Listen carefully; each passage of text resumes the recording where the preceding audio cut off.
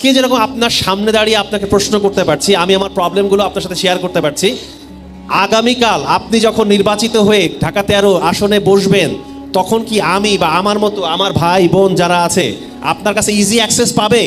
এইটাই নিশ্চয়তা আমাদের দরকার। আমরা এমন একজন প্রতিনিধিকে চাই যে প্রতিনিধি সবার জন্য কাজ করবে। এই প্রশ্নের সোজা সাপটা উত্তর, কোনো ভনিতা ছাড়া। এটা হলো আমি অনুভব করি, আমি ফিল করি এমপি হওয়ার অর্থটা কি। আমি মনে করি এমপি হওয়ার অর্থ হলো আমার 4,08,000 প্লাস যে ভোটার এবং সেই ভোটারদের সাথে এই এলাকায় বসবাসরত যত নাগরিক আছেন, এই ভোটারদের যারা সদস্য আছে, অর্থাৎ more or less than 10 lakh peoples যারা আমার এই সংসদীয় আসনে বসবাস করে।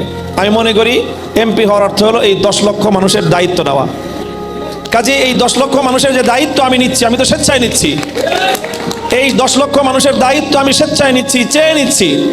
কাজেই এই 10 লক্ষ মানুষের দায়িত্ব যখন আমি চেয়ে নিচ্ছি এবং দায়িত্বশীল হওয়ার জন্য আমি নিজেকে জাতির সামনে উপস্থাপন করেছি, কাজেই এই 10 লক্ষ মানুষের ব্যাপারে আমাকে জবাবদিহিতা করতে হবে দুটো জায়গায়, দুটো না বরং 3টি জায়গায়। প্রথম জবাবদিহিতা করতে হবে আমাকে জনতার আদালতে, দ্বিতীয়ত আমাকে জবাবদিহিতা করতে হবে আমার নিজের বিবেকের আদালতে, তৃতীয়ত আমাকে এই 10 লক্ষ মানুষের জন্য, প্রতি ব্যক্তির জন্য আমাকে জবাবদিহিতা করতে হবে আমার আল্লাহর আদালতে।